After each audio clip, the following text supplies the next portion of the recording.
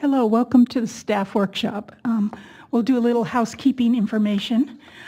Please look behind you now and identify 2 exits closest to you. In some cases, an exit may be behind you. In the event of a fire alarm, we are required to evacuate this room immediately. Please take your valuables with you and do not use the elevators.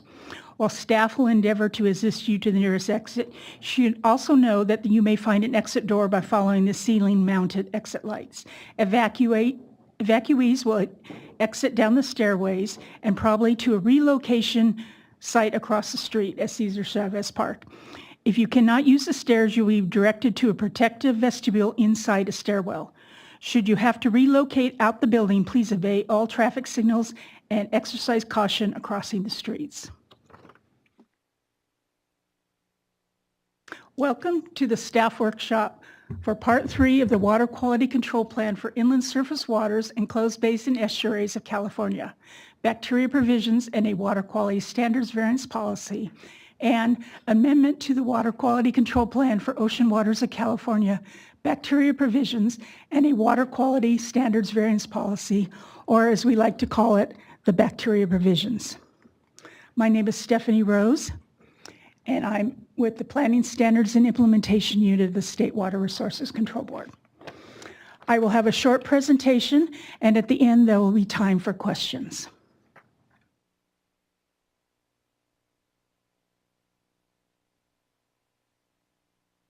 Our purpose...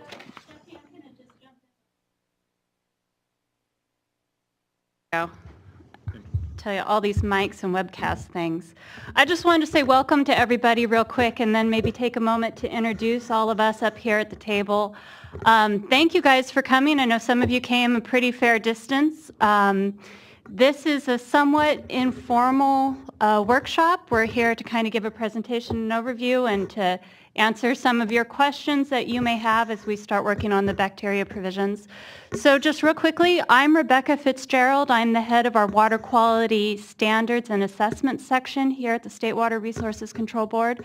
Some of you may have some history with Rick Rasmussen here in the past, and he's retiring in a few months, and I am slowly coming into the section to try to fill his shoes. So I look forward to meeting all of you. I'll just go down. I'm going to pass this around. I've never been very fond of mics, so we can introduce ourselves. Good morning, everybody. This is Stacy Gillespie. I'm with the Office of Chief Counsel assigned to this matter. Hello. I'm sad to hear that my boss doesn't like mics because I'm Michael Jurdy. But I'm the one who works in the ocean unit and works on the marine aspects of these amendments. And I just want to remind everyone who comes in to please sign up at the back. And if you want to make comments, take a comment card, turn that in. We'll be running mics when it's time for questions. But please make sure you have signed in. Thanks, Michael. My name is Nick Martorano. I am the supervisor in charge of the assessment unit primarily, but I've taken over the bacteria standards work as well. Okay, the purpose of our meeting is to allow us to explain the contents of the bacteria provisions and to let us discuss the provisions so you understand what we are proposing and to aid you in commenting on the bacteria provisions.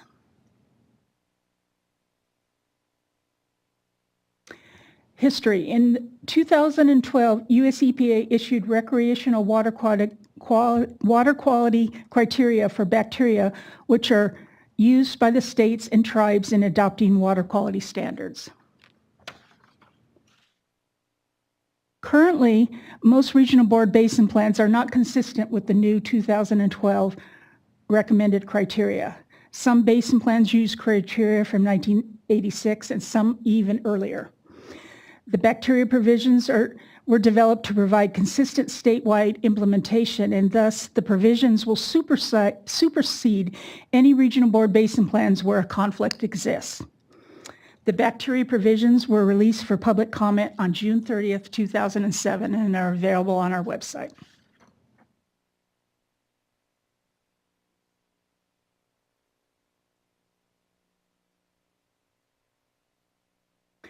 Before we get to our proposal, US EPA's recreational criteria are based on 2 bacteria indicators.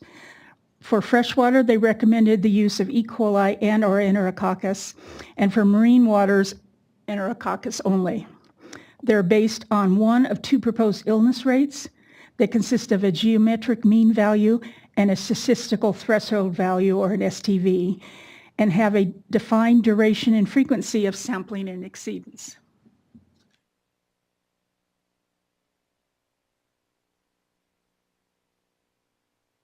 Here is the 2012 recommended recreational water criteria.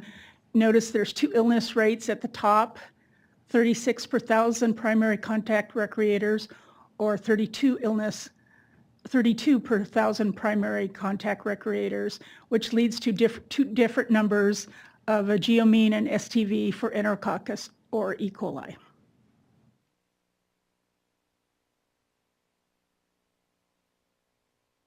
This slide provides an overview of the bacteria provisions, and each element will be discussed in future slides. There's a proposed beneficial use definition, there's a proposed water quality objectives, there's proposed implementation provisions, and there's a water quality standards variance policy.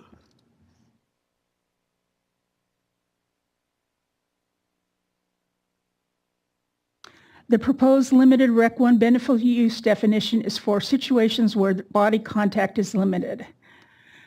The proposed definition for limited water contact recreation is the use of waters that support limited recreational activities involving body contact with water, where the activities are predominantly limited by physical conditions such as very shallow water depth or restricted access, and as a result, body contact with the water and ingestion of the water is infrequent or insignificant.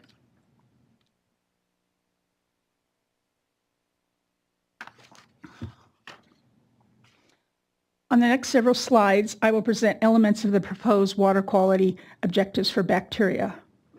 For freshwater and lower salinity estuarine waters, we are proposing the use of E. coli only. We're not proposing Enterococcus as it can give false positives in fresh water. For estuarine waters with the higher salinity, we're proposing the use of Enterococcus.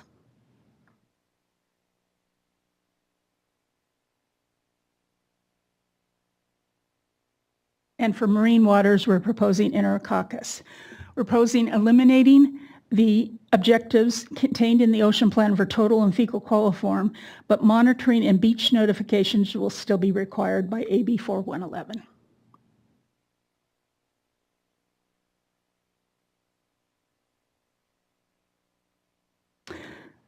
Another element of the water quality objective is illness rate, and the definition of illness rate has changed from previous criteria recommendations. There are now 2 recommended illness rates, and we're proposing the use of the 32 illnesses per 1,000 recreators illness rate for fresh, estuarine, and marine waters, and this is the more conservative of the 2 illness rates.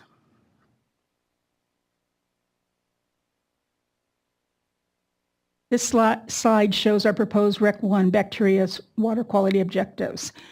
Notice we have the E. coli for all waters except Lake Tahoe, which we're proposing a lower illness rate based on previous illness rate that Tahoe has. And then for all other waters, ocean waters, and those higher salinity waters, we're proposing Enterococcus. And the geomeans are listed there with their STVs.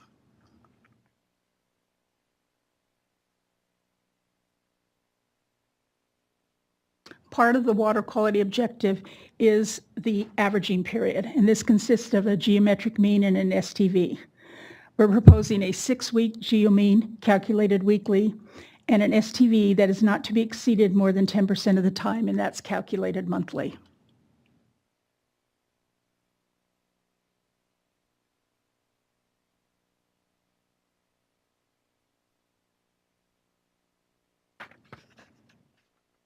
The next several slides contain proposed implementation provisions, and we're proposing 2 approaches for addressing natural sources of bacteria levels. And these are used in the context of a TMDL. They are the reference system anti-degradation approach, which waters are at least as good as a natural system, which is the reference, And then no degradation of the existing water quality is allowed when it's just better than a natural system. And this is the anti-degradation portion of that approach. We're also proposing a natural source exclusion approach, which requires control of all anthropogenic sources of bacteria. It requires identification and quantification of natural sources of bacteria, and exceedances are allowed based on the residual exceedances of natural sources. These and the other implementation provisions that are presented are options, and it's up to the regional board to use these procedures.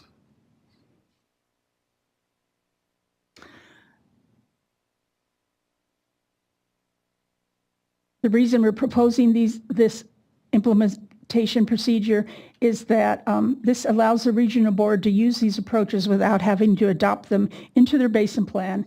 And these approaches allow for the focus of treatment on anthropogenic sources of bacteria rather than natural sources.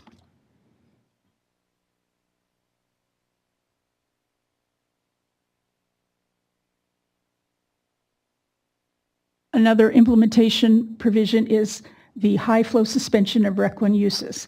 And this allows the suspension of Rec 1 uses when water conditions are considered unsafe during the high flows. This is allowed because the Rec 1 use does not exist during these conditions.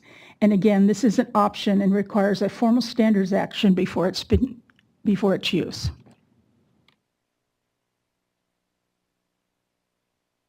We're also proposing a seasonal suspension of Rec 1 use, and this is allowed when water conditions are considered inapplicable or unsafe, such as low flows, low water temps, or frozen waters.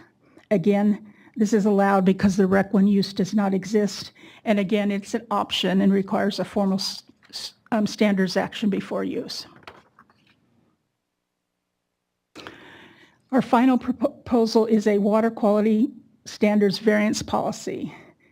And a water quality standards variance is a time-limited designated use and criterion for specific pollutants or water quality parameters that reflect the highest attainable conditions during the term of the water quality standards variance. The process for variances are contained in federal regulations. US EPA approval is required, and again, this is an option. It does not have to be used. This ends our listing of the proposed bacteria provisions and give you a little update on our schedule. We'll next have a state board hearing where we'll receive comments, and the deadline for comments follows that. And then after that, we'll be working on responding to your comments and revising the policy if we feel it's necessary. And finally, we will take the bacteria provisions to the State Water Board for consideration of adoption in December. We'll now open up for any questions, and I'd like to go on to the next slide, which I'll leave up, which has our staff contacts and a URL for a site that contains documents and information about the bacteria provisions. Now you can come up and make comments, and we ask you that you please identify yourself and your affiliations. I'm going to unmute the conference line, so those people on the, okay, we'll start with the people in the room first, and then once we're done with that, we'll go to the people on the phone line. Anyone have any questions or comments? So I just want to add that, there's not many of us here in the room, which makes it pretty nice. We can kind of be a little informal. We'd love to hear any questions that you have to help try to clarify what the proposal is. We're not really taking formal public comments right now. We would love to have those in writing before the end of the comment period or orally in front of our board at the hearing on August 1st. But the purpose really is for clarification here. I know we asked for speaker cards, and that certainly helps us understand your affiliation. But I think given that there's not too many people here, you can probably just raise your hand and we'll bring the mic around. That might be the easiest. I'm going to go flip on the lights. And then, Nick, do you want to have anything to add about the webcast? Oh, that's why we're having it the microphone's being used so people on the phone can hear and the webcast can hear. But just to piggyback on what Rebecca was saying, the purpose really is to help you guys formulate your comments in writing, and as also hopefully we can address some of those comments here prior to having to put it in writing. So this is really just kind of an informal discussion on what you've seen. I know it's only been released for a week or so, but it's been pretty open process. So just trying to, again, clarifying, help you better articulate your comments in writing. Yeah, so just give your name and affiliation. Tracy Weddle, Stanislaus National Forest. And I just had a question about the limited Rec 1 versus Rec 1. Are the E. coli standards for freshwater, is it the same for both of those? Or what is the distinction of that new beneficial use? So for limited Rec 1, it's really just providing a definition available that can be used statewide. It's being used in a couple of areas in Southern California already. When you designate, if somebody were to choose to designate a water for limited Rec 1, they'd have to go through a use attainability analysis, and then more than likely EPA would also require them to develop a site-specific objective to go along with that. So it would be completely different objectives altogether. So really, that process, even though it's kind of lumped in with this whole provisions action, it's really just allowing for the statewide enclosed bays, inland surface water enclosed bays and estuaries plan to have that along the list of all the rest of the beneficial uses available. So it's not tied specifically to what we're proposing, because ours are just for Rec 1. So the limited Rec 1 would have to have a whole other set of objectives for them.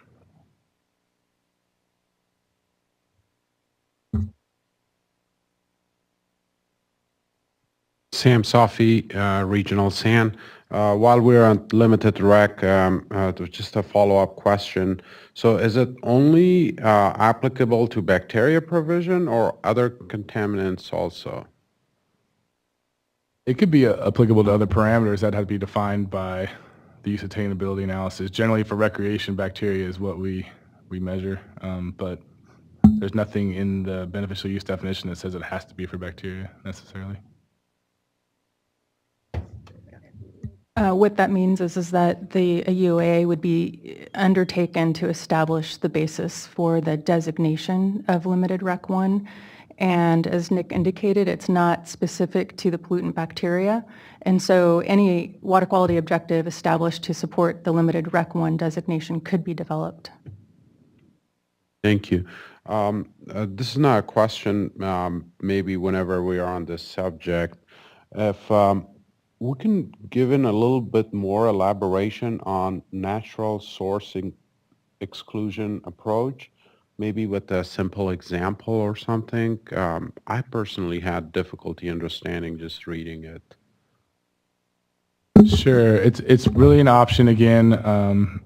It is a process for within the context of a TMDL, so that's an important distinction, and it allows for basically establishing a different statistical threshold value, and what it requires is for you have to address all human sources of bacteria. That's one of the requirements, and then so theoretically, the only bacteria available left in the receiving water is naturally there.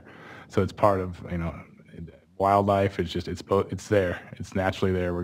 We didn't have any impact on that, so that then allows you to calculate what would naturally have an exceedance of the bacteria, and so you wouldn't want to treat water that's going to be naturally supposed to have the bacteria there as part of the system.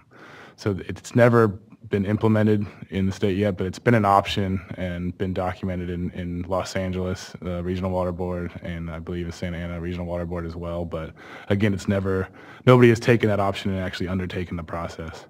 But it's just really just allowing the option to be available in a statewide plan. Help? And just a little further elaboration, one of the things you might do is use microbial source tracking to identify those sources of bacteria that are human and then which are natural. And you would be required under TMDL to address or ameliorate all the human sources of bacteria with respect to the standard, but you would get a baseline based on the natural bacteria that is not human influenced. So you wouldn't have to reduce that. So your standard might be changed once you've gone through a whole process to it's almost another site-specific objective. It's part of a TMDL. Yep. So just to understand this a little more, calculating the natural source is total bacteria minus human. Is that right? Basically. Yeah, and you'd have to address the human, so it just gives you background. So just follow, this is Colin Kelly, I'm the staff attorney at Coastkeeper. Just following up on that same question with the natural source exclusion, what standard would the board apply to determine whether a facility or the city or county or whoever it is that would regulate this has really done everything they can to control the human sources? And then the second issue would be, that the second question I have is, when you're considering the natural source exclusion, there's going to be a range.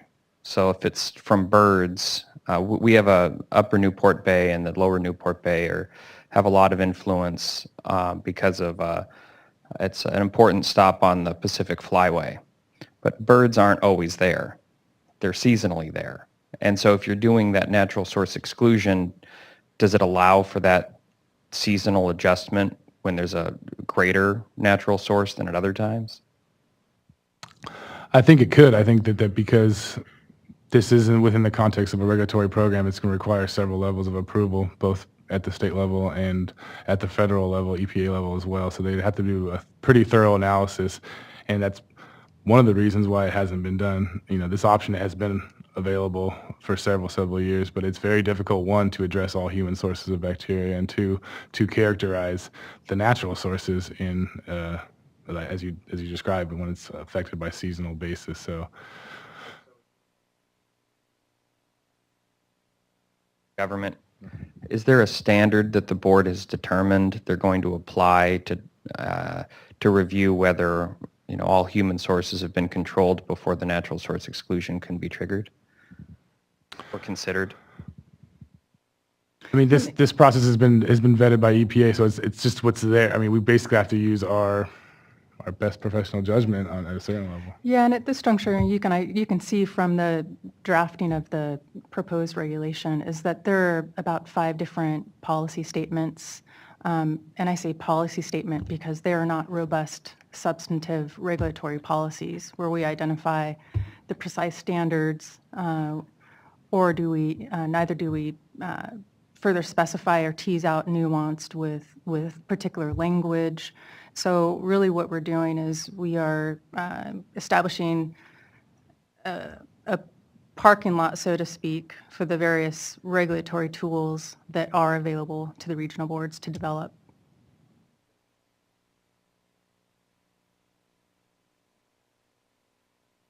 So each board can sort of determine what that standard is, and it'll be fought amongst the parties? Yeah, I mean, essentially that is, the discretion is up to the regional boards and the stakeholders involved. And, you know, to the extent any lack of uniformity arises, that is something the State Water Board would be evaluating at that time.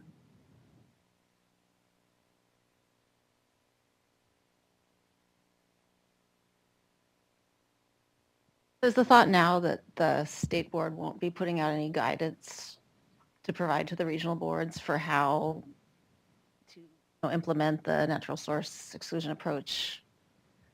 At this time, yes, that's correct. We're not anticipating developing guidance on these particular tools that we're identifying. Yeah, that's right. I would just add to that. There's going to be some discretion about what exactly is natural and how do you then completely ensure that all anthropogenic sources are controlled. I envision that there is going to be times when you can say that there is wildlife present seasonally, so this is the time in which you would have the exclusion apply.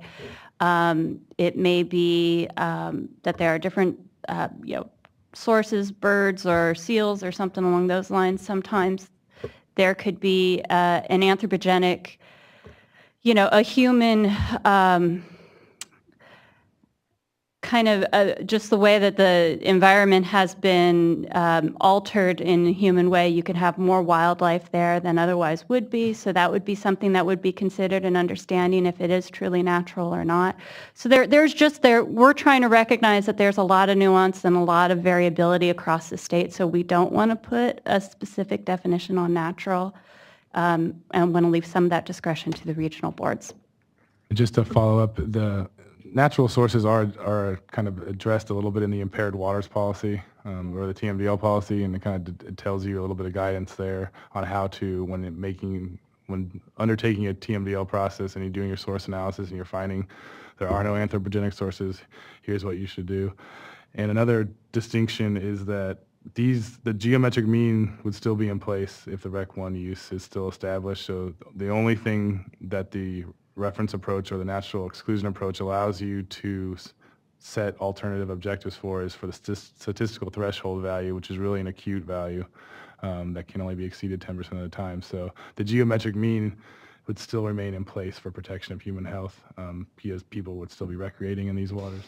So that's another important distinction, and that really came out of an outgrowth, because when Region 4 was doing the reference system approach and finding these natural reference systems where very little human impact was occurring, the geometric mean wasn't being exceeded. So there was no need to address that. It was really just that single sample maximum at the time was being exceeded in short frequencies. Kyle Erickson, City of Sacramento.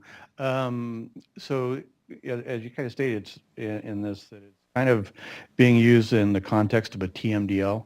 So what would happen is that the regional boards would establish a TMDL just based upon exceedance of your criteria, and then they'd have to go out and figure out what the waste load allocation is for everybody. And is the TMDL going to also establish what the background bacteria criteria is for the wildlife, basically? Sure. I mean, like any other pollutant, we would assess it as part of the 303D assessment process. We would use the new, or whatever the water quality objective for Rec 1 was for the beneficial use. We would determine that there was an exceedance above the allowable frequency. It'd get listed on the 303D list. The regional board would take a look at it, do a source analysis, determine, and then take those steps from there, determining whether a reference system approach was worth doing, or a natural source exclusion was a process that seemed like it was applicable. And generally, when this has happened, the reference system anyway, it really ends up being an exceedance days. They allow a certain amount of days where the single sample maximum at this point, where the statistical threshold value can be exceeded during certain seasons, wet weather versus dry weather. Then generally, during dry weather, you're not allowed any exceedances, but during wet weather, they allow some. And that's all defined in the TMDL. Yeah, the natural source exclusion approach is probably used in those cases where you can't find a reference system that's appropriate. So they're similar in the way, you're looking at anthropogenic and natural sources, but in using a natural source exclusion approach, you probably don't have a reference system available.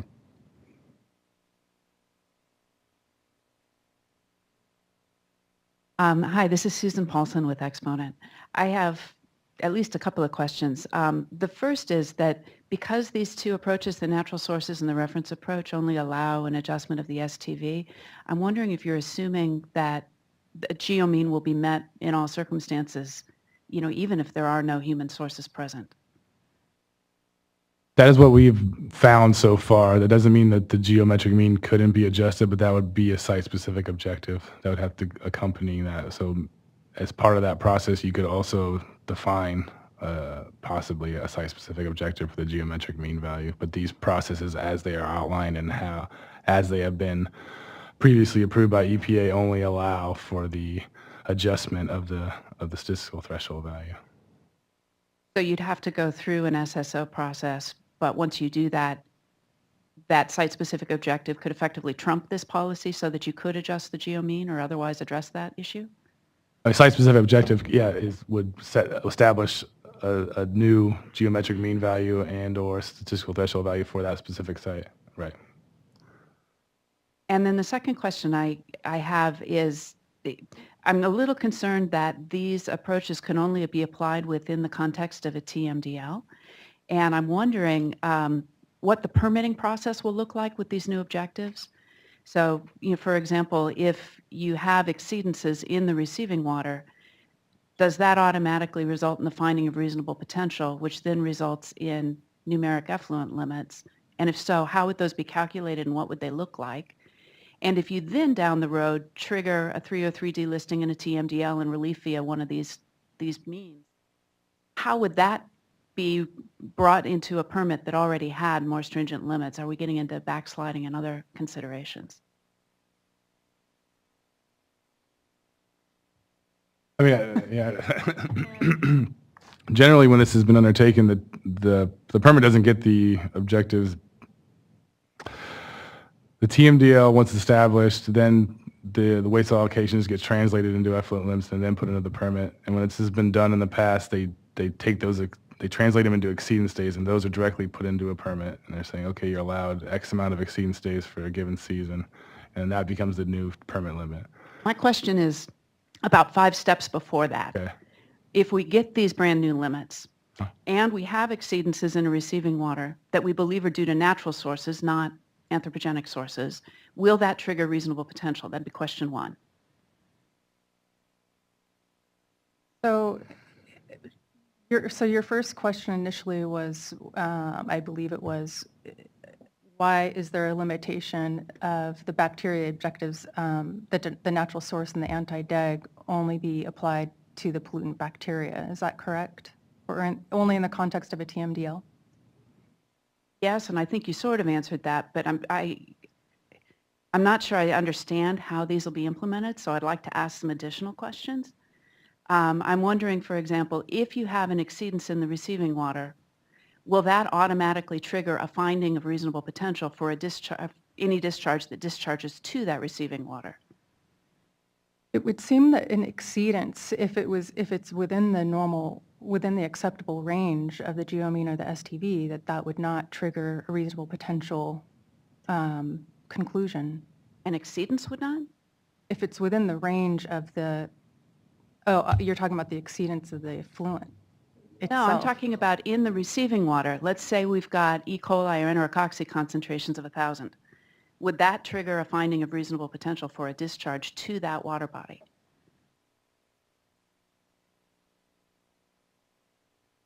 I think that's a In my great question experience, that it we would. we need to talk with some of our permitting staff a little bit more and tease that out.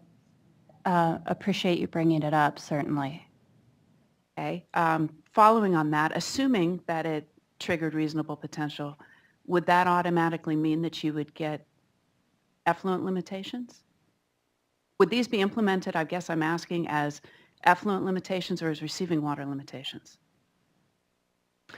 Yeah, I do not believe that the staff report analyzes that level. That's why I'm asking. Yeah, and that's something that collectively this team has not evaluated.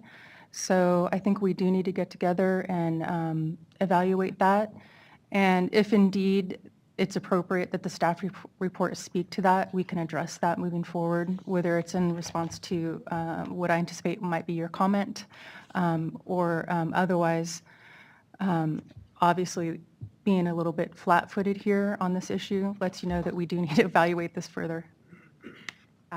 Okay, and then the follow-on question from that would be assuming that it results in either effluent or receiving water limits. Those are put into a permit, and then we get a listing, and then we get a TMDL, and then we get a reference or a natural source exclusion.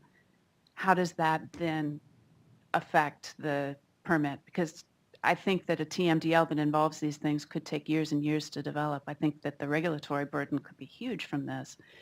Would we then have backsliding concerns? So that would be, it's sort of that whole permit and regulatory process, how this will work in that context that I think you'll find that most are you talking about wastewater treatment plants? Because most wastewater treatment plants, okay. I think wastewater treatment plants, that's very well understood. They already have limitations. They have lower limitations. Yeah, right.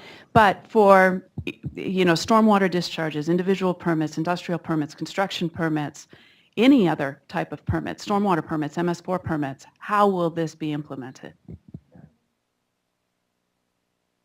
On the ground implementation of in permits. I mean, our understanding is that there are current numeric water quality objectives for bacteria, not drastically unlike what we're proposing, but with a different indicator. So that this would introduce something different is not anticipated. I mean, my question would be, what's happening now with the current objectives in place?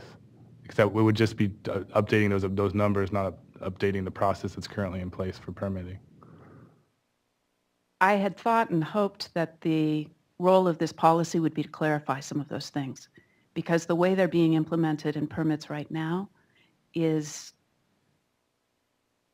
very difficult to comply with, for reasons that are beyond a discharger's control. And is it possible for you to clarify the difficulty that you're speaking to right now? Sure. Some facilities have birds present, either that fly over, that nest there, or that roost there, or that live there. And bacteria concentrations, particularly in stormwater discharges, tend to exceed these numbers all the time. And I don't see that there's necessarily relief for that here until you go through an extraordinarily lengthy listing and TMDL process. So that would be just one of many examples. I'm sure other people in the room could. I think in that case, then maybe the water quality variance is a better option, because that's specific to permitting and actually gives you a variance, and it's a time limited, and that actually ties into effluent limits. So you meet the best achievable technological level, and so I think that's what the variance was more applicable to your situation. And a variance would be invoked at the time of permitting. So I guess the part that's confusing to me about the variance is that the variance itself requires an EPA approval, but I don't think the permit does. So how does that change the permitting process? It would be augmented, so it can accompany the permitting process, but indeed it does require EPA approval, not State Water Board approval. So does that mean that a renewed permit that includes some sort of a variance wouldn't become effective until it goes all the way through the EPA approval process? It would be, that's correct, it would be approval by EPA.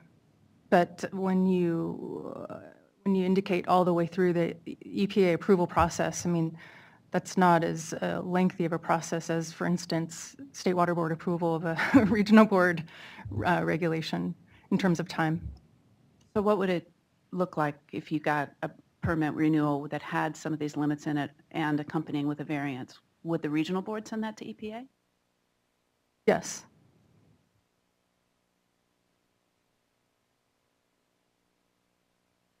I appreciate your comments, yeah, and very good we'll circle back.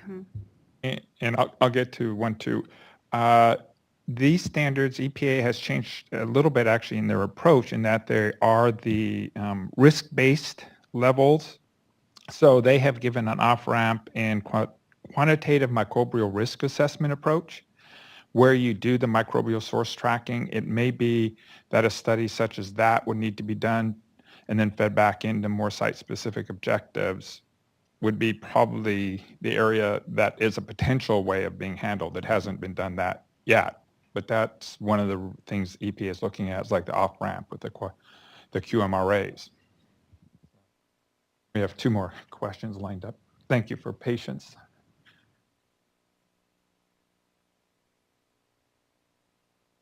I think Susan hit a lot of the general questions, and I think you might have already addressed this. I think you have, but it's you're contemplating that with this update, that any existing TMDLs for bacteria would simply have these standards replaced with the new ones. I mean, there are a lot of fecal coliform TMDLs in the state, in our area included, and we're trying to determine for Rec 1 standards what to do with that currently.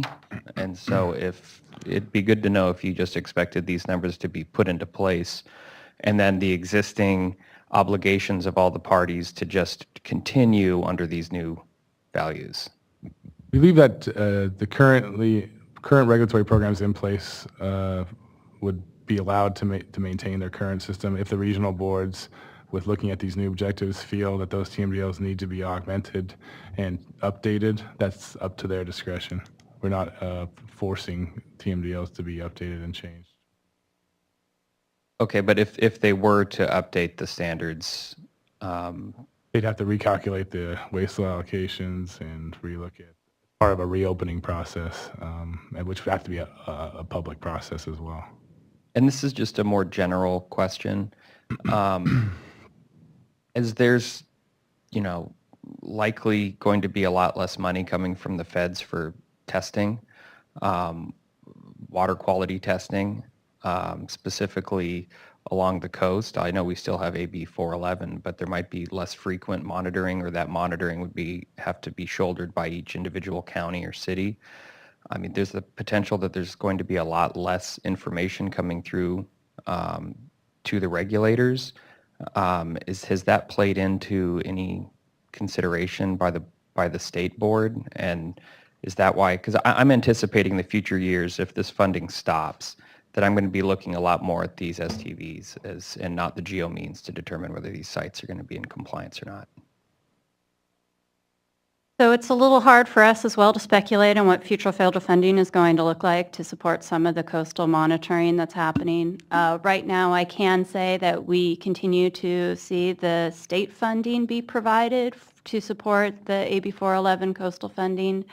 And we're looking at other options should the EPA budget be reduced in the way that it affects the monitoring. So it's hard for me to answer that at this point, but it's certainly a program that we're very interested in continuing to see into the future.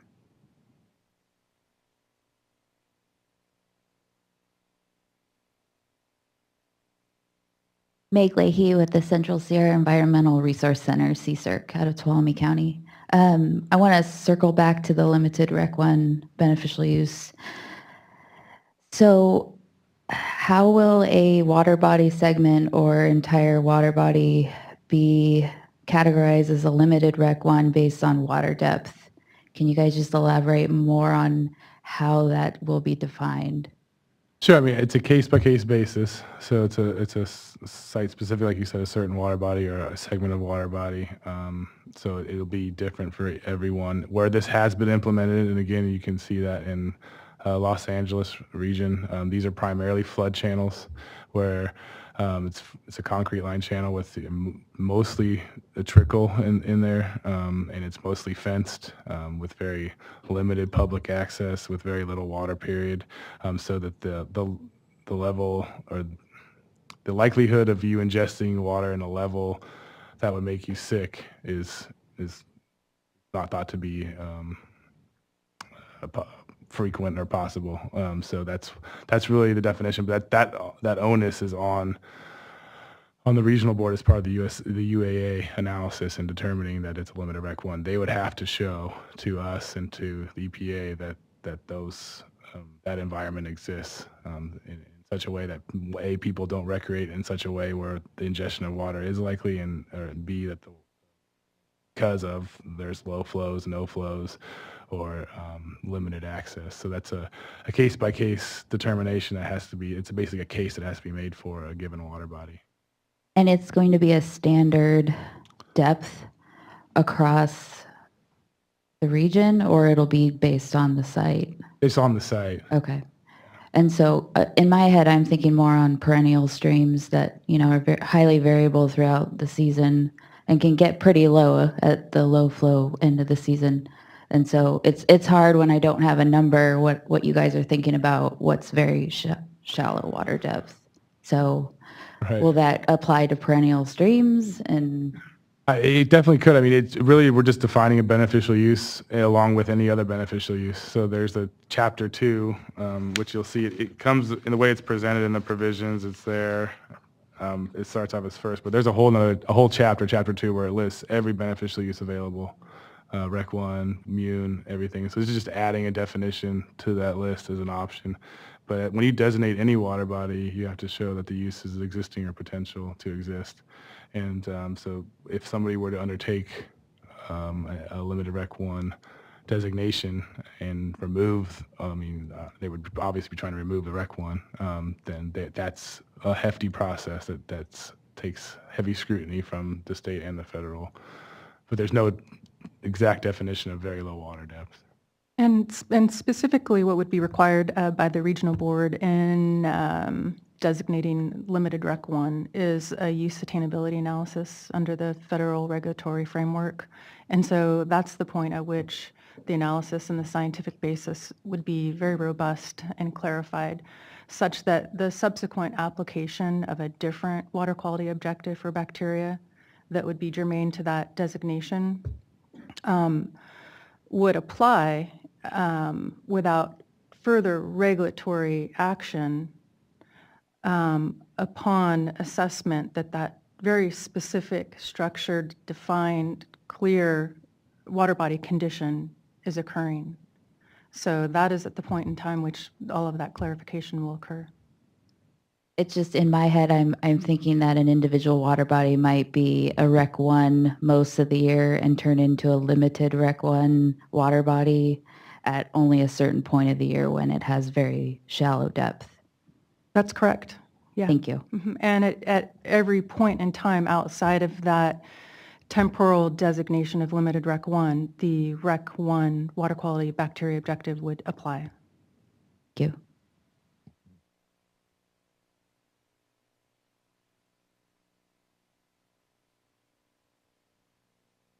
On Coltrap from the Stanislaus National Forest, and I just have a question about the use attainability analysis and EPA approval. Could you explain just in a little bit more detail about how that process would work or how you anticipate it would work? Specifically, who does the use attainability analysis? Sure, that would be undertaken by the regional board or the state water board if in fact the state water board and one of its statewide water quality control plans was designating limited Rec 1. And so if it is the regional board, it would undertake it as it would, similar to the process in which it does a TMDL or a water quality objective, which would require then state water board approval and then EPA approval. And the process is outlined in the Code of Federal Regulations 13110G. And so to go ahead, do you need? Oh.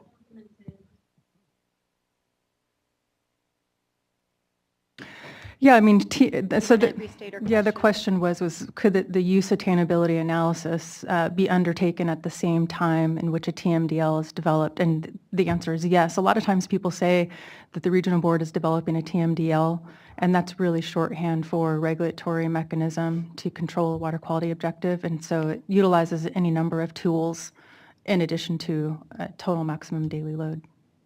Yeah.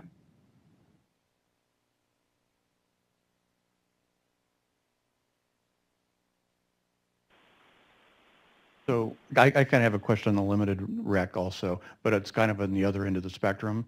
We discharge when there's extremely high flows in the river, and yes, sometimes those things would be exceeded, but that's in the wintertime. Nobody's going to be swimming out there or doing any type of recreating. Are you going to be considering that end of the spectrum if we do a UAA? Those would be more of the suspensions. You know, you look at the high flow suspension and or a seasonal suspension. Those also require UAA. So that's more along the lines of what you're describing is when you're discharging during very high flows or at a rate where the water is flowing at so fast that recreating would be not wise, then that would still require part of the UAA analysis to determine when that happens, under what conditions and basically what that does is you're saying the Rec 1 does not exist during these conditions, and that's exactly what a suspension means, and that works for high flows as well as for seasonal when it's wintertime.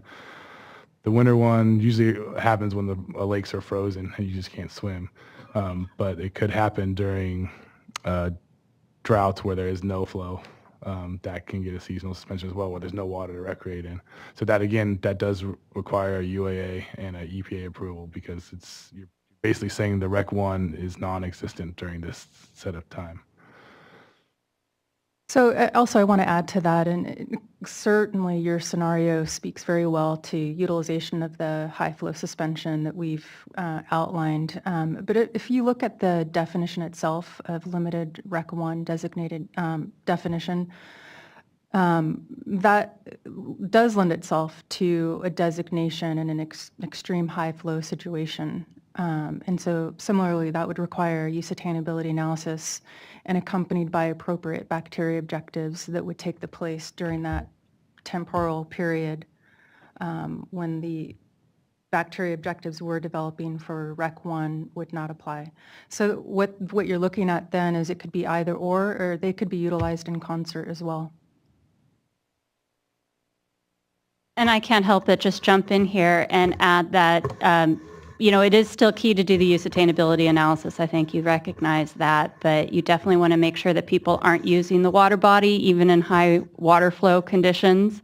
I know a few creeks that I've experienced before where people go out and surf during those high water, trying to catch a standing wave or something like that. So it may not be the safest thing or the wisest thing or something I'd recommend my children do, but they could still be uses of those water bodies even in high flows. So it's definitely important to consider the site specificity of the water, and so I just wanted to throw that in. Yeah.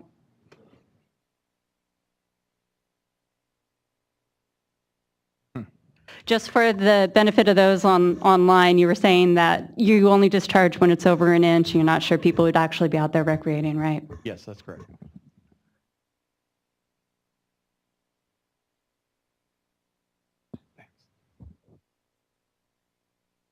And I think Rebecca was going to actually, at the last little bit, touched on what I was going to be raising. I mean, at Orange County, and I'm from Los Angeles County and grew up there, and that's when most people, at least surfers, when I was growing up, surfed is during storms. And so for high flow suspension, saying there's not a lot of people at the coast, I mean, the flow is always at the coast, and that never really goes up or down too much. So we understand that there's going to be a lot of bacteria going in, but understanding how your water bodies are used is really important. And just to clarify that those high flow suspensions, seasonal suspensions are only to inland freshwaters, not to the beaches, not to the ocean. That's always got water. So I haven't done, we don't have a lot of this in Region 8 for the coastal stuff. So, and I know that you must have done some sort of survey or something looking at Region 4's permits and how they've been operating. I haven't done that. So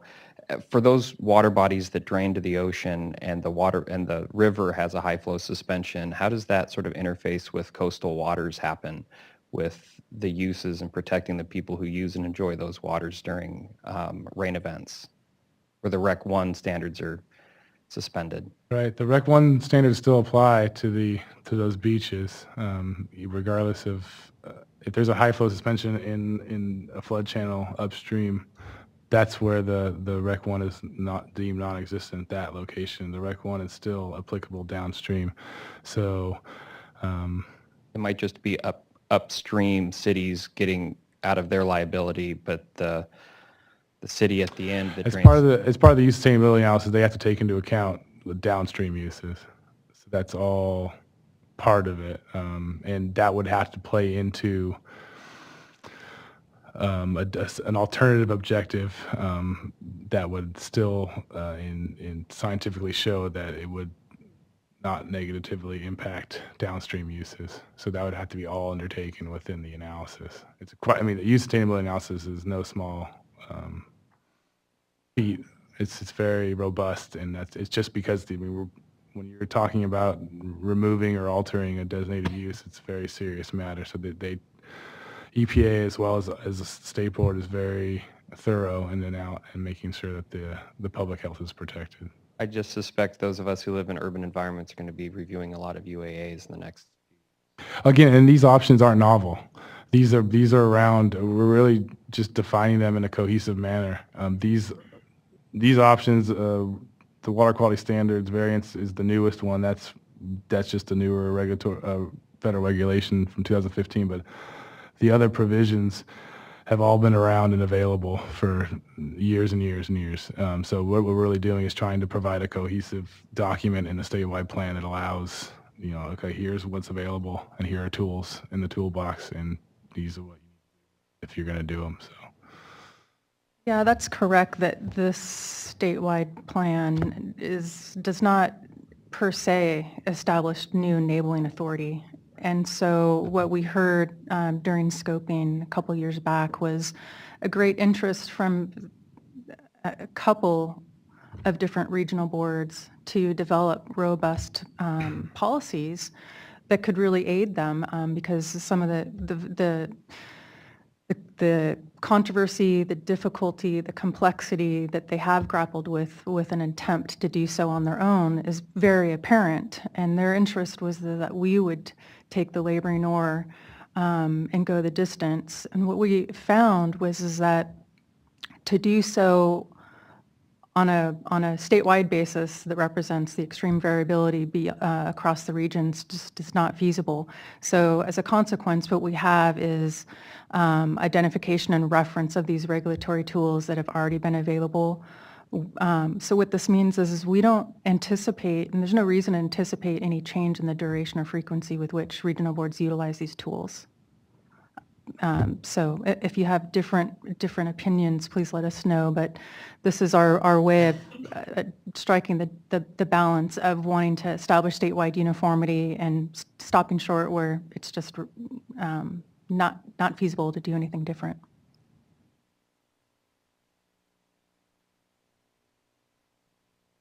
So since you said the limited Rec 1 would be on a site-specific basis, will there be bacteria standards that are developed that if there were, say, numerous limited Rec 1s, the bacteria standards may be different on each individual stream? So those would be the UAA process that would determine what a standard is for a specific stream segment? There could be numerous designations within a region, theoretically, of limited Rec 1. That the UAA process could be different for each designation depending upon the basis on which the designation is deemed appropriate. So similarly, a water quality objective would need to be established to support that limited Rec 1 use. And as the designations vary, as demonstrated during the UAA process, I would anticipate that the water quality objectives to support that limited Rec 1 could also vary.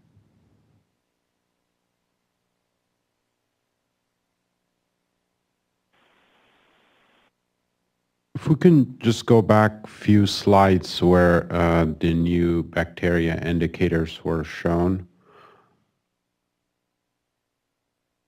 What I thought I saw there was for freshwater E. coli only, and for marines Enterococcus only. So that's only, right? And because in here we just read new bacteria indicator. It doesn't have that word only. So I wasn't sure if it's both total coliform and E. coli. So you're correct. In freshwaters or it's E. coli only. In areas of estuaries where the salinity is greater than 10 parts per thousand, 95% of the time, and marine waters, it's Enterococcus. Okay, great. Just as a curiosity, is there a translator from E. coli to total coliform? Not a good one. Yeah, no. It generally went total to fecal, and then fecal to E. coli is a little easier, but they're not reliable. Thank you. And remember, these are for the Rec 1 standard where people are swimming or fishing. The total coliform would remain in place for effluent standards of freshwater from POTWs because you're checking to see that you've chlorinated successfully or whatnot. So it doesn't remove the total coliform from rec water. I mean, not from rec water, but from effluent as part of your permits. That's sort of a different approach. I don't know if I made that worse or... Because it sounded like you were trying to do total coliform, which is often in effluent standards. Right. Because what's that Department of Health Services criteria to make sure you're, turn your thing on.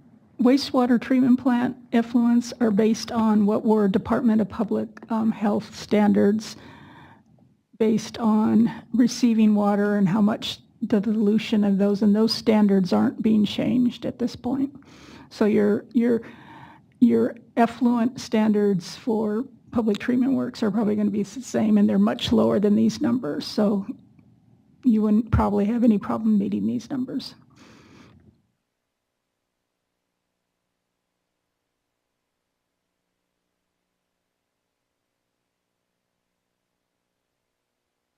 Thanks, Michael. You mentioned a while ago about QMRA and kind of the risk-based basis of the criteria here. How does that come into play in the implementation provisions?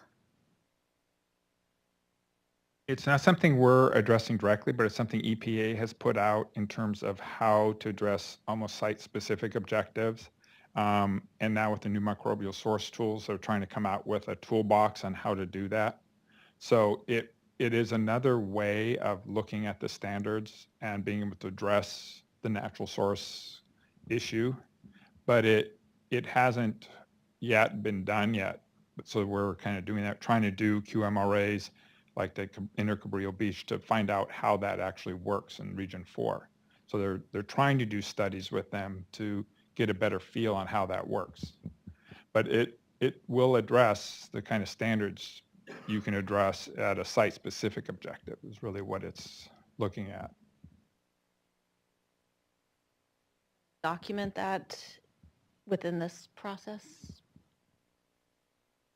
I think, as these are new tools, and I think, statewide are interested in doing them, but some kind of, buy-off from the state board that these are options, I think would be useful within this framework, and especially acknowledging the risk-based approach. Thank you.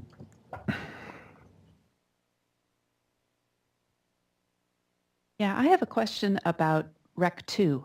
In the language about the high flow suspension, that's the only place that I could find where Rec 2 is mentioned. Would the high flow suspension also suspend the Rec 2 objectives?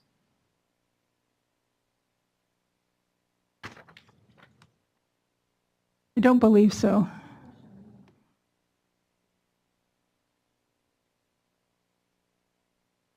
Because Rec 2, The language in the staff report says, as a result, the Rec 1 and Rec 2 uses are not fully attainable during significant storm events or during and immediately following storm events.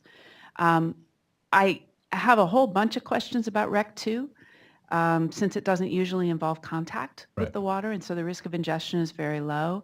And I was part of a process in the Santa Ana region where we looked very closely at the Rec 2 objectives that have been applied statewide and found that really there was no scientific basis for them. So the Santa Ana Basin Plan amendments that were adopted a few years ago removed the numeric objectives for Rec 2 and put in place basically an anti-degradation approach, which, I would argue is much more appropriate. Particularly during high flows, Rec 2 is going to be as hard to meet as Rec 1, and yet this policy doesn't address it. Doesn't address whether the reference approach or the natural source exclusion would apply or the use suspensions or any of that. So, I would respectfully suggest that you might want to take a more robust look at Rec 2 within the context of this policy.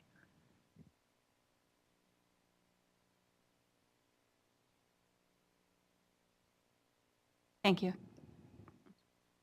And can I ask one more question while I've got the mic? Sure. The language on the high flow suspension only mentions 2 of the 6 13110G UAA factors. Would it be possible to apply any of those 6 or multiple of those 6 in order to meet the requirement of a UAA? I guess I'm wondering whether you're intending to restrict the application of a UAA to something narrower than what's written into the federal statute.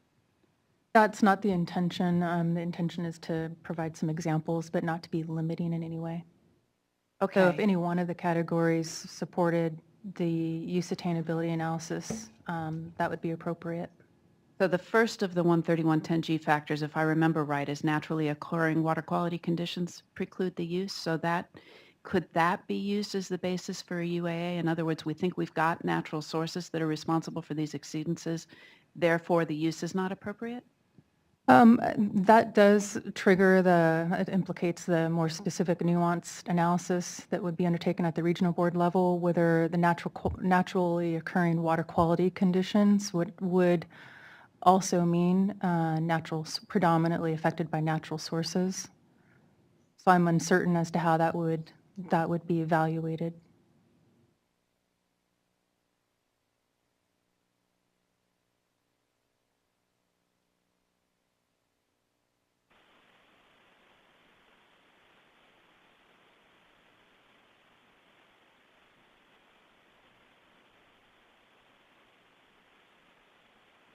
Good morning, John Buckley, SWRCB. Two questions. The first would be I believe that there have been a number of times that I've heard two different, almost competing objectives. One is to have uniformity at the state level, and the other is to recognize the great variability across the state, which respectfully is somewhat of a competing problem or a challenge. So the first question is, would the new objectives that were being shown up here previously on the board, would they weaken for any part of the state the objectives that are now in place in order to have a more uniform statewide level? For instance, in the North Coast, is there any weakening of those objectives compared to what now is in place? So yeah, for Rec 1 use, Yes. these would supersede anything in existing basin plan that's not a site-specific objective, including the 50 fecal number in North Coast. So anywhere where there's a conflict in a basin plan, these new indicators will be the new indicators. The new objectives would also be in place. But that doesn't preclude a regional board from adding multiple indicators if they choose. It also doesn't preclude anybody from using a site-specific objective where it's appropriate.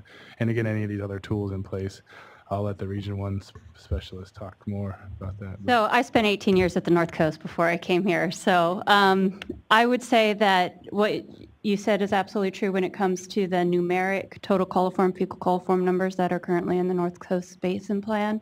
But there's also a narrative portion of their objective that ties it back to more of a natural background level. And we are not superseding in this statewide effort the narrative portions of Basin Plan bacteria objectives.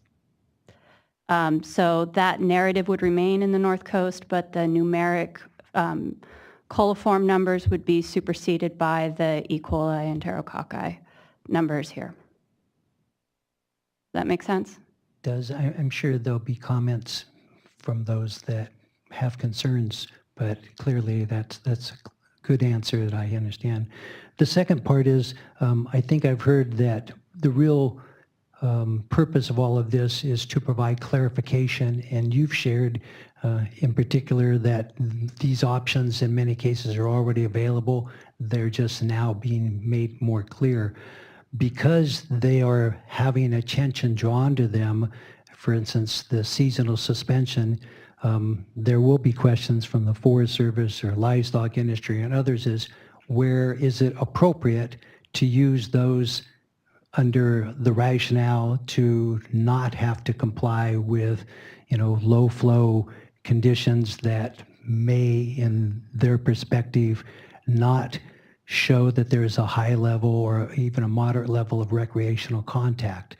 And so I guess my question would be for what you're referring to as the UAA, the use attainability analysis, would those only be done for individual streams, or could those be done for all of the streams across broad areas out in a national forest where there's incidental recreational contact, kids wading in the water and everything, whether or not it's 3 inches deep, 5 inches deep, 8 inches deep. So would it be very specific to a particular stream, or is it something that the UAA could be applied more broadly? There's no limitation on the number of water segments or water bodies that could be included within the UAA analysis, but the point would be that every single water body that's encompassed by the new application or designation would be analyzed similar to a site-specific water quality objective, that there would have to be a demonstration that the application to all the particular waters at a particular time are appropriate for that application. And again, just tying back, this is not debating anything, just providing fact is every year flows are so different, this year being a classic example compared to 2 years ago when many of these streams may literally have been, seeps and trickles. So establishing, quote, suspension standards that are appropriate for broad streams may be correct in a particular year at a particular time. And if it's not based on water depth, but it's on season or whatever the factors come out, there's certainly variability even within a stream, depending on slope, terrain, and everything. So it'll be interesting to see how that works out. Yeah, and I think you make a good point by implication in any event that, identification of seasonal suspension based on the season by itself isn't very clear. And there's tremendous variability, as you note. So there would need to be specific water depth identified at which that seasonal suspension or high flow use would be appropriate. So again, it needs to be very clear that if there's a less stringent water quality objective that's going to be associated with that application, that water quality objective actually supports that application and not something more broad or vague.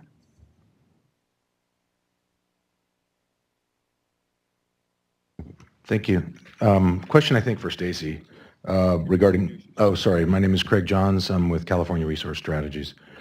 Relative to the variance provisions in here, I'm kind of interested in understanding, not that I'm opposed to the provision or the adding of this, but it seems like with the federal regulation change in 2015 that there really is no requirement that the state board previously adopt a rule or regulation that allows a regional board to adopt a variance.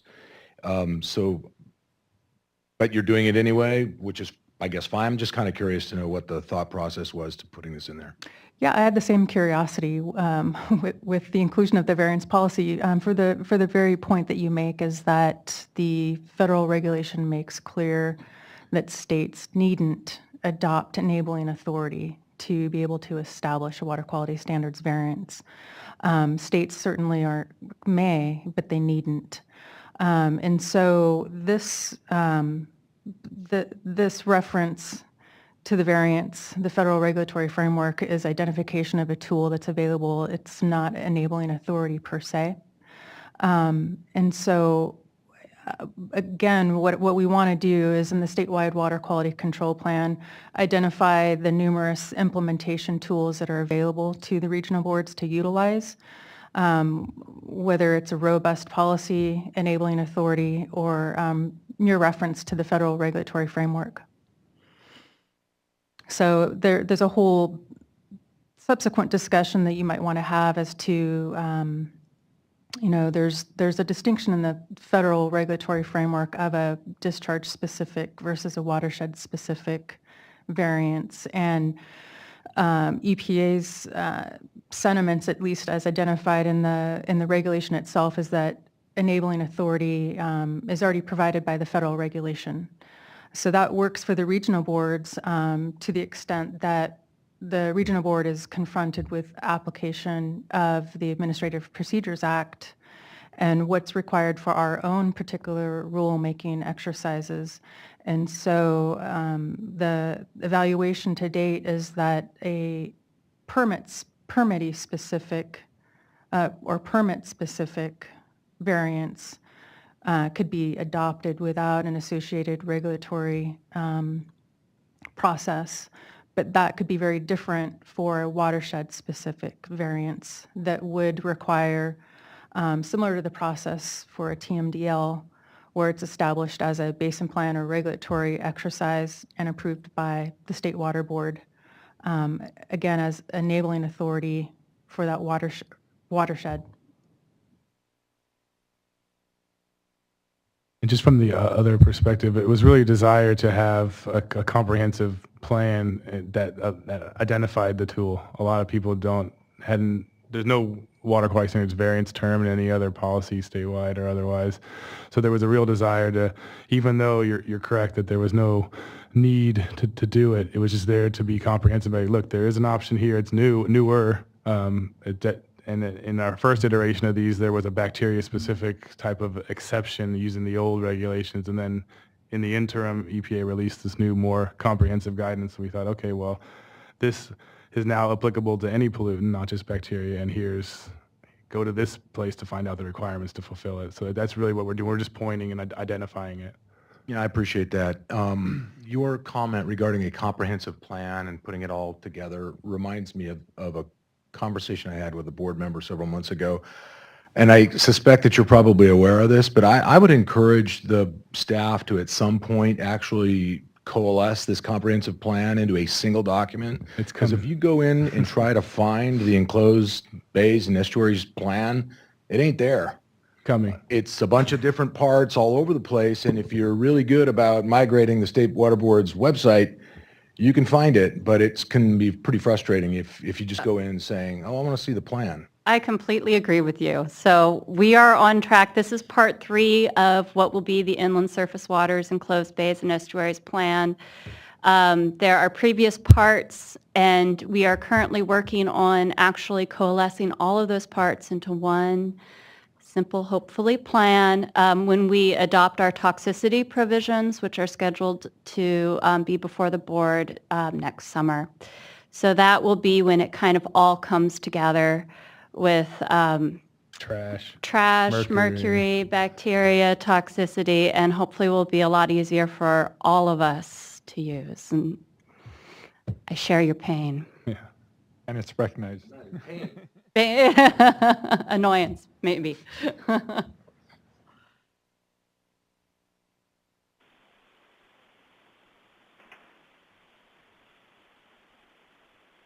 If you didn't hear that, anybody on the phone that has a question, try not to do it all at once, but maybe. This is James from Heal the Bay. If no one's going to chime in on the phone, I'll certainly chime in. Okay. I had a couple questions. Just out of curiosity, why did the state not use the beach action value stipulated in the recreational water quality criteria? And if not, then where might that value be used or applied? And if it did, then how would it mesh with the state board's numeric? Okay, James, this is Michael Jurdy. Hey, Michael. Hello, James. It's not included in this because this is a recreation standard, and for the beach the beach action value is really a notification standard in the beach program. And I got that. So my question is, if you do use a beach action value, in theory, you could view that as something that could make it to the 303D list, and as an impairment, then how do the two reconcile? Well, we haven't adopted a beach action value for our beach program, as California feels that the 3 standards we use for AB 411 are plenty protective of public health, and we did not want to go. And in our analysis, when we looked at the beach action value, it was in the early warning predicting 75% of the time inaccurately. So you were posting 75% of the time when the next sample did not come through as actually being exceeded. So we did not feel it was a good indicator. We sent a memo to US EPA, and I'd be happy to find that memo and send it to you in terms of support of that, James. Okay, that was curiosity. And the second question was, in the recreational water criteria, it uses a 30 days as a geometric mean, and so I'm trying to figure out why the state went with 42.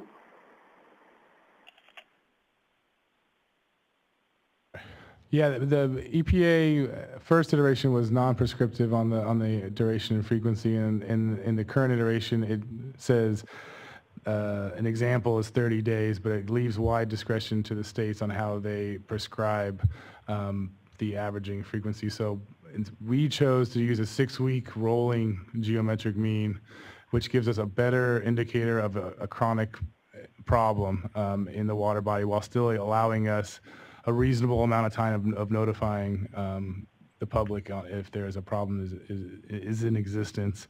And that was based on a rather thorough study undertaken by the Los Angeles Water Board that looked at several different measures of geometric mean and found that a 6-week rolling interval calculated weekly, so you do get it every week as long as you've got the previous 6 weeks. So you get a new value every week rolling that allows even quicker notification that was the best value for. You know, we commented on that and we disagreed with them, so we'll just send the same comment to you all. But that was it. I want to thank you for having this hearing or public comment period. Sorry, this is Rebecca. One thing that I'll just add to that is that when we do stretch it out over 6 weeks instead of 4, it gives an opportunity for a sample to be missed and us still to be able to have enough samples for feeling like we have some more statistical significance in the geomean. It's pretty easy to miss a sample because of what weather or equipment failure or something like that, or unable to not access or so we definitely did consider the 4 versus the 6 weeks and felt that 6 would give us just more samples in order to. Yeah, no, and then us from an adequacy standpoint, we'd argue you just need to increase the frequency and not stress the time period, so. Okay. Yeah. Okay, point taken, yeah. Anyone else on the phone?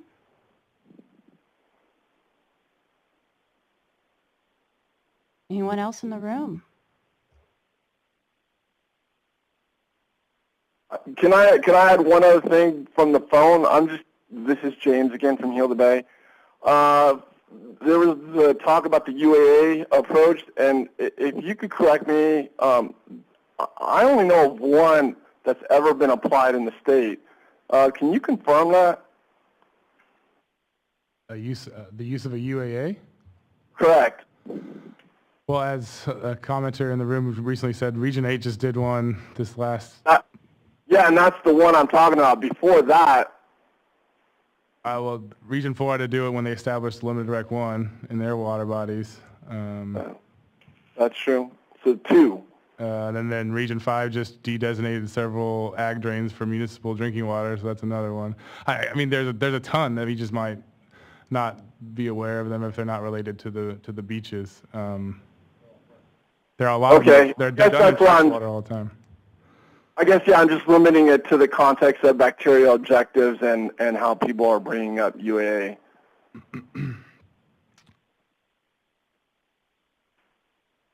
But thank you.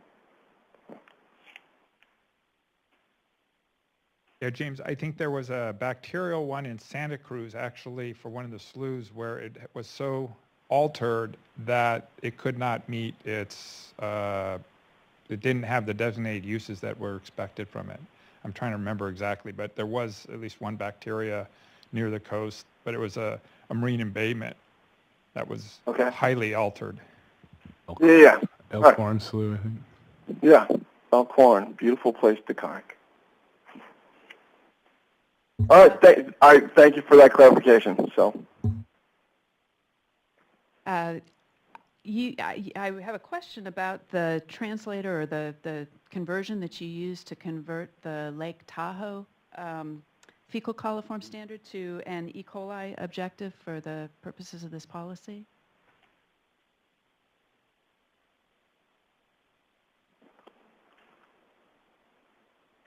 Yeah, if you look at Appendix C, you'll see where, of the staff report, you'll see what we use for calculating the different. Okay, thanks. I haven't gotten that far yet. Yeah, it's literally the last page of the document. Okay. I'll take a look. I have a related question related to the fecal coliform objective that's in the Lahontan Basin Plan. It looks like you're allowing that to be left in place. And that's of concern because it applies to all water bodies all the time. It doesn't look like the high flow suspension or the natural sources or the reference approach could be applied to that. And we've looked into it. I'm unaware of the basis for that objective. Right, so the 20 number in the Lahontan Regional Water Board is not tied to any beneficial use. So it's just kind of floating out there. So the new Rec 1 standards that we are proposing would be put into the basin plan for waters designated as Rec 1. The 20 is there, but not tied to a beneficial use. So it's an interesting. But they enforce it. Should they be?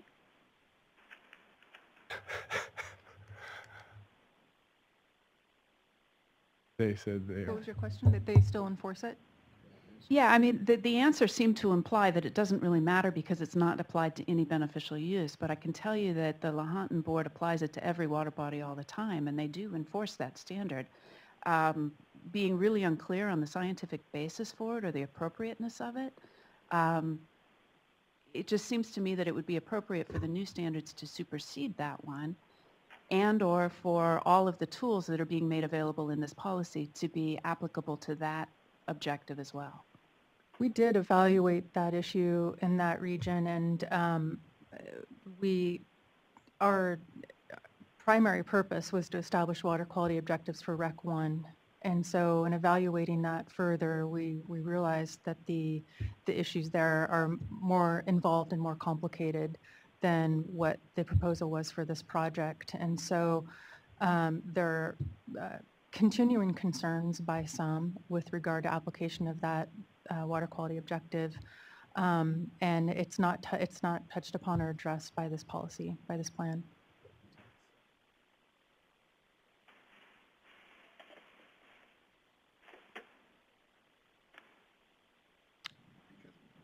But yeah, I mean, Nick clarifies that indeed that this is establishing the water quality objective applicable to Rec 1 designations for Rec 1 purposes. So they couldn't use that 20 number for Rec 1 any longer. They could use it for drinking water, or if they establish some sort of hiking standard or narrative, they could apply it there. But I believe that once these go into place as the standard for assessing Rec 1 use in their region and statewide, that they. So in other words, if there's a stream that's designated for Rec 1, these new objectives would be all that they could apply? They could not apply the 20 for fecal? Yeah, I don't think, it depends what the designations are, but indeed, they are both in place, or they would both be in place. Which means that the 20 would be applied everywhere, that the Rec 1 new standard would have no import. If it's currently being applied everywhere, it would continue to be applied everywhere. If the application is separate from the Rec 1 designation, that's correct. So it doesn't affect the status quo of that application. It introduces an additional Rec 1 water quality objective. Is there any way that you could make some of the tools of this policy applicable to that very broad objective?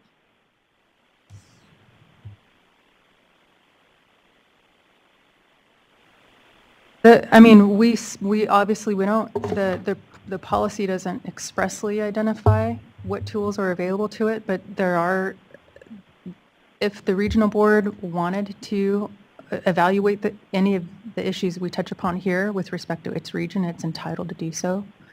So they could apply a high flow suspension or a seasonal suspension or a variance, I mean, in those circumstances? To the extent we are prescriptive in our provision, it's specific to the application of the bacteria objectives that that we're establishing. But that's not to say that the full regulatory panoply of tools is available to that region to address, issues that the ongoing concern and differences of opinion as to whether they're appropriate or not appropriate. So it's a complicated issue with widely held beliefs as to the appropriateness of it. And so again, at the statewide level, it was not, we didn't deem it appropriate or efficient for us to address it in this plan.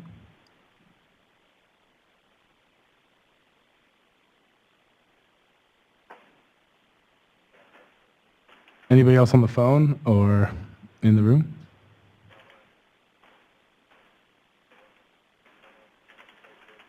Okay, well, thanks for everybody for participating. Again, the documents are out for comment. The next step in the process is August 1st is a formal state water board hearing from the board. Another chance to give oral comments. No action will be taken at August 1st. That gives you a chance to actually speak to the board directly. The comment deadline is the 16th of August, and then At noon, right? at noon. That's correct. And again, the consideration meeting is scheduled for December 5th. Again, I encourage you all to sign up for the LYRIS list and also go to the website, which is on the next slide, where all the documents are posted, all the notices are posted. The LYRIS list is the best way for us to give you the most recent information and let you know when the response to comments are posted and all that stuff. But again, thanks all for coming out. Great questions all around.